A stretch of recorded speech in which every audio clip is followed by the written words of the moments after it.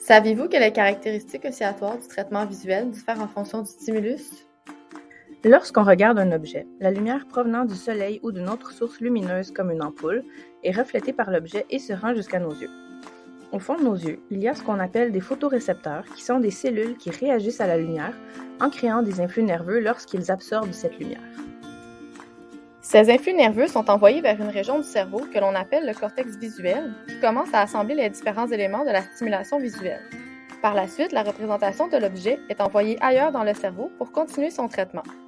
La voie dorsale encode principalement la localisation des objets, alors que la voie ventrale traite plutôt leur identité.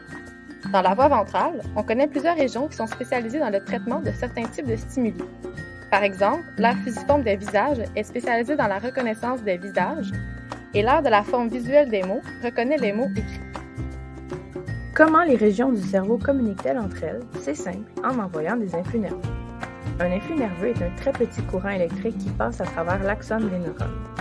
Lorsqu'un message est envoyé à une région éloignée du cerveau, les influx nerveux sont envoyés à un rythme lent, aussi appelé fréquence lente.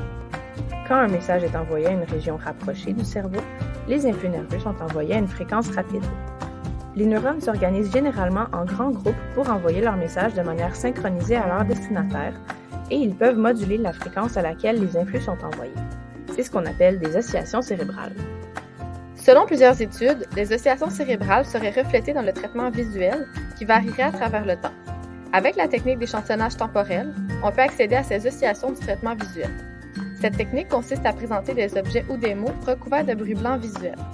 Le ratio entre la quantité de l'objet et la quantité de bruit blanc présent, appelé ratio signal-bruit, varie aléatoirement à travers chaque présentation du stimulus, augmentant ou diminuant la visibilité de l'objet de façon périodique.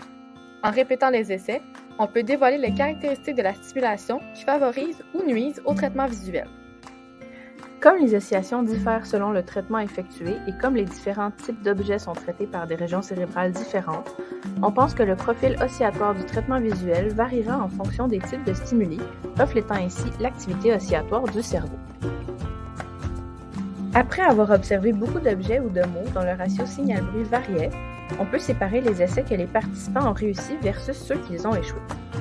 On calcule ensuite ce qu'on appelle des images de classification, qui sont une soustraction des caractéristiques de la stimulation lors des essais réussis moins ceux échoués. Les images de classification nous renseignent sur quelles fréquences oscillatoires du ratio signal-bruit sont favorables versus nuisibles au traitement visuel et à quel moment elles le sont durant la période de stimulation. Nous avons répété l'expérience avec des visages, des mots, des objets familiers et des objets non familiers. Les images de classification nous montrent que l'efficacité du traitement visuel varie différemment à travers le temps et les fréquences, en fonction de la classe de stimuli présentée aux participants. Pour aller plus loin, notre équipe a utilisé l'apprentissage automatique pour nous aider à décoder le type de stimulus observé par les participants à partir des images de classification représentant leur profil de traitement visuel. L'apprentissage automatique est une méthode dans laquelle on fournit des données à un programme informatique, ici les images de classification des participants, et on essaie de prédire quelque chose en lien avec ces données. Dans notre cas, le programme doit apprendre à reconnaître quel type de stimulus a été présenté, soit un visage, un mot, un objet familier ou un objet non familier, et doit ensuite observer de nouvelles images de classification et identifier à quel type de stimulus il appartient. Si l'algorithme d'apprentissage automatique faisait ses prédictions totalement au hasard, il aurait raison 25% du temps, étant donné qu'il aurait toujours une chance sur 4 de donner la bonne réponse. Dans notre cas, l'algorithme a été en mesure de prédire la bonne classe de stimuli 52% du temps, ce qui est bien plus élevé que s'il prenait une décision au hasard. Pris ensemble, ces résultats nous mènent à deux conclusions. Premièrement, les profils de traitement visuel sont différents dépendamment du type de stimuli que les participants obtiennent. Deuxièmement, à l'intérieur d'un type de stimuli, les profils de traitement visuel sont très similaires d'un participant à l'autre.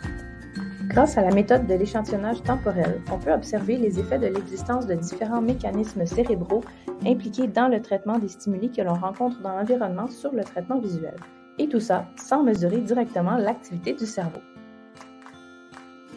Merci pour votre écoute. Pour en savoir plus sur nos recherches, visitez le site web de notre laboratoire.